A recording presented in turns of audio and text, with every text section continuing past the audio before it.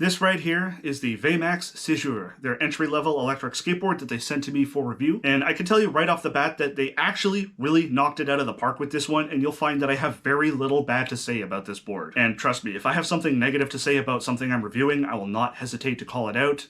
Looking at you, all powers. Anyways, here's a quick rundown of what you get in the box. Front and center is obviously the VeyMax Cejour itself, firmly seated in some packing foam. It came in really good condition. There wasn't any dings or scrapes. Comes with a charger with a unique 3-pin connector head, which should be able to fully charge the board in about 2.5 hours. Comes with a remote, which has a power and speed button and a thumb throttle, and this remote is actually smaller than almost any of the other ones I own for my other electric rideables. Comes with a box standard skate tool with VeyMax's logo, a set of red LED taillights with various modes, each with their own battery and charged via USB-C, has an extra high-vis lanyard for the remote, a manual, a whole bunch of stickers, extra hardware, and not one, but 2 USB to USB-C charging cables. It's got automatic push to start, so you don't actually have to bend down to turn the board on. Has a cruise control setting, letting you set a speed and keep it until you hit the acceleration or the brake. Has a stated range of 13 miles on a 216 watt-hour 43.2 volt battery, or you can upgrade to the extended range variant, which has 18 miles of range with a 288 watt-hour battery, but it's only a 36 volt drivetrain. Has a stated top speed of 28 miles an hour, has 90mm by 60mm wheels with 2 550 watt hub motors with replaceable polyurethane sleeves. And you can actually upgrade them to the larger 105mm tires that they have, which have treads on them. Has a standard 38-inch deck, and for the full list of specs and features, feel free to pause here and read through.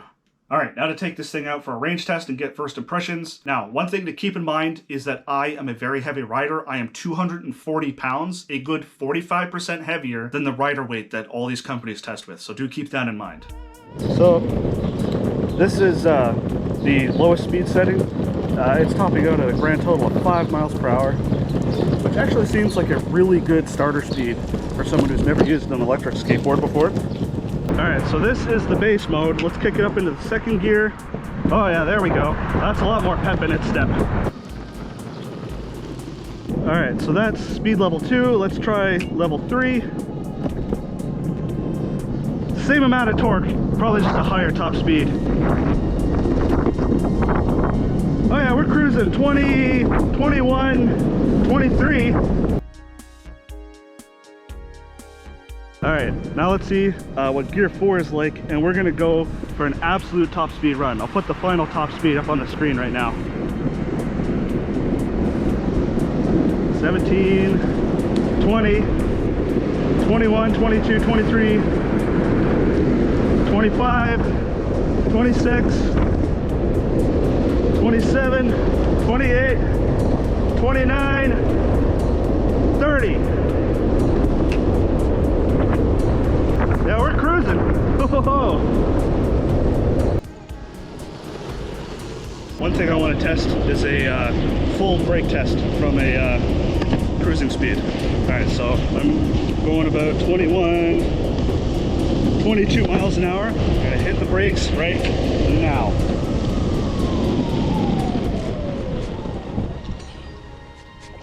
That's got some pretty strong regen on it. The one thing that hub motors are known for, and these ones especially, is how silent they are. These are actually the quietest motors that I've ever used, including my old hub motor board. All you really hear is road noise from the wheels. Here's a full audio test.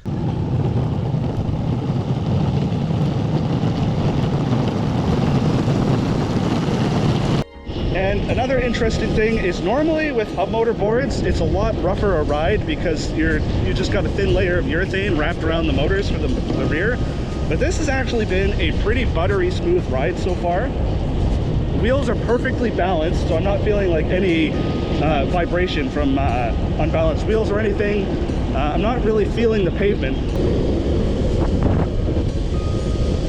Alright, so I think I've used up a third of the battery according to what I see on here. So for the rest of this, let's just cruise around and try not to stray too far from home.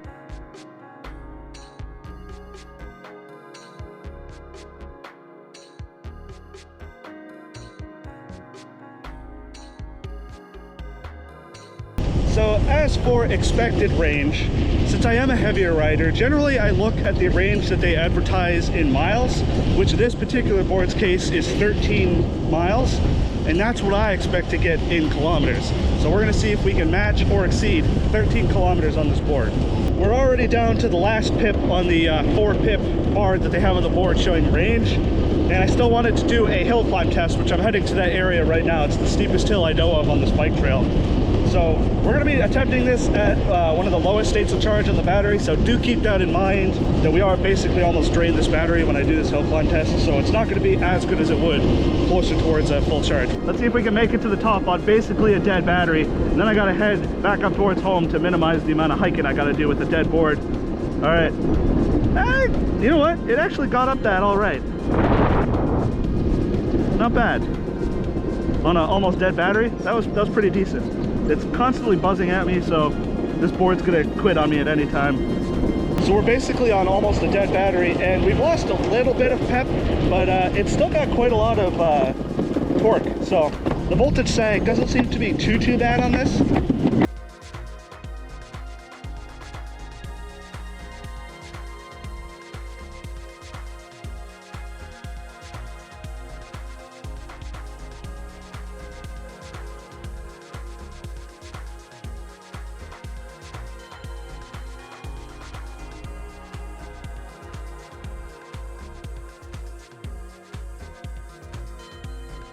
I think this is it. We're slowly losing speed. We're at 16 miles an hour.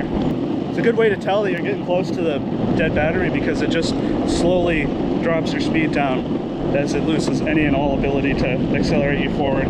Now we're down to 15. All right, see you guys in probably a minute. So we're just barely crawling along at 7 miles an hour, 6 miles an hour. Yeah, we're full throttle right now, and we're just barely crawling. So yeah, I mean, it could probably crawl along for another little bit, but 5 miles an hour. Let's be honest, this is about where you would stop and basically consider it dead, because who wants to crawl along at a walking pace on an electric skateboard, right? So we'll call it here. I'll pull off to the side here. So we did 11.5 kilometers. So we didn't quite hit the 13 kilometers mark that I was aiming for, but we threw everything at it, man. We were going over sidewalk, we were going up hills, down hills. It was buttery smooth. I had 0 cutouts. The only thing I did to this board, aside from how it came stock, is I did tighten down the bushings a little bit, because I'm a pretty heavy dude. When VeyMax sent me the board, I told him that I was gonna look for 3 things that I didn't like with the board, and honestly, for a board of this class, I'm actually having trouble coming up with things that I don't like about it. It seems pretty well made. The deck can support my weight, and I'm probably one of the heaviest riders that will ride these things. Honestly, this board feels solid and well put together. Nothing feels cheap or looks like a weak point. And I'm actually pretty surprised that the base model is a 43.2 volt drivetrain. In my experience, usually these hub motor builds are 36 volt, like the extended range version of this board is. And honestly, between the extended range and the base model is my personal recommendation of the two. The handle is surprisingly well balanced. The board does not want to tip in one particular direction towards the batteries or towards the motors. The lowest speed setting is perfect for beginner riders who have never set foot on a skateboard before. However, outside of learning to ride, the lowest speed setting is way too slow to be practical for anything. Because of the limited range, it's really not that great for long distance riders. You'd have to do a 10 kilometer 2-hour charging cadence. As for the one that VeyMax sent me, what do you think I should do with it? Should I leave it stock? Should I upgrade to the larger 105mm wheels? Or should I really go off the deep end with this and go for a build idea I have for a gravel rider build powered by NIMH batteries? There's links in the description and pinned comment if you want to go check it out, and you know the drill, you get 5% off and I get a little kickback. And again, thanks to VeyMax for sending me this out. My initial experience with it has been great. We'll have to see how it does long term, so make sure you stick around for future updates.